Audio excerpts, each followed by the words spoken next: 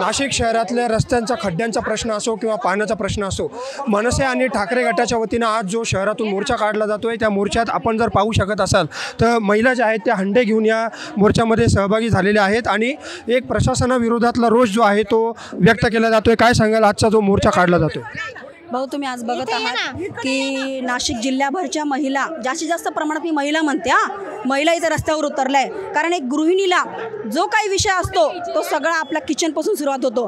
अहो, काय केलं नाही या सरकारने? घडीत गॅसचे भाव वाढवतात आणि थोडे दिवस कौतिक ते म्हणजे त्यांचं इलेक्शन आलं की कमी करतात आणि परत दाम दुप्पटपणे वाढवतात।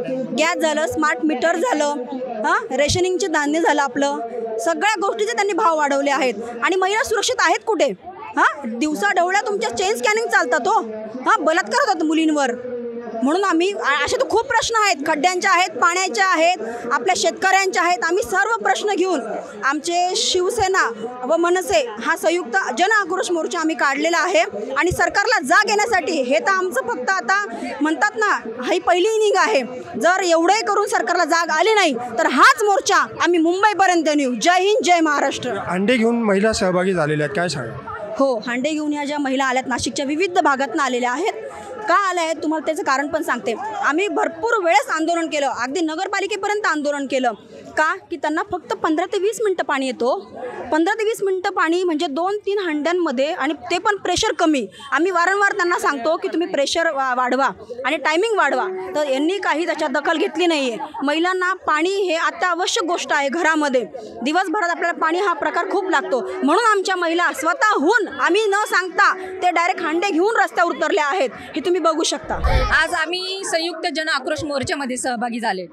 शिवसैनिकही सहभागी झालो आहे आणि मनसे ते पण पदाधिकारी सहभागी झाले। आमच्या मूलभूत मागण्या, पहिले अन्न वस्त्र निवारा या मूलभूत गरजा आहे आणि त्या मूलभूत गरजामधले पाणी प्रश्न आमचा मोठा आहे।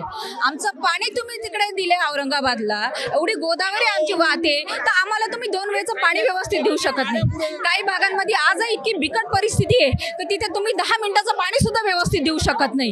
कुठे गेले जलसंपदा मंत्री? कुठे गेले पालकमंत्री? कुठे गेले मुख्यमंत्री? तुम्ही आमचं नाशिक दत्तक घेतलं होतं। अहो, तुम्हाला जनाची नाही तर मनाची तरी वाटू द्या। आज आम्ही हंडे रिकामे घेऊन आलेलो आहे आणि आम्ही आज तुमच्याकडे मागणी करतोय का आज आमचे हे हंडे भरले पाहिजे, आम्हाला पाणी मिळालं पाहिजे। पाणी आमच्या हक्काचं, नाही कोणाच्या बापाचं। पाणी आमच्या हक्काचं, नाही कोणाच्या बापाचं। पाणी आम्हाला मिळालंच पाहिजे, पाणी आम्हाला मिळालंच पाहिजे। निश्चितपणे नाशिक शहरामध्ये जरी धरणामध्ये पुरेसा पाणी साठा जरी उपलब्ध असला तरी शहरातल्या अनेक भागांमध्ये अजूनही पाणी टंचाईच्या सामोरं जावं लागतंय महिलांना, आणि त्यामुळे महिलांचा प्रशासनाच्या विरोधातला जो रोष आहे तो वाढताना आपल्याला दिसतोय। कॅमेरामन भाऊसाहेब पवारसह मनीष कटारिया, माय महानगर, नाशिक।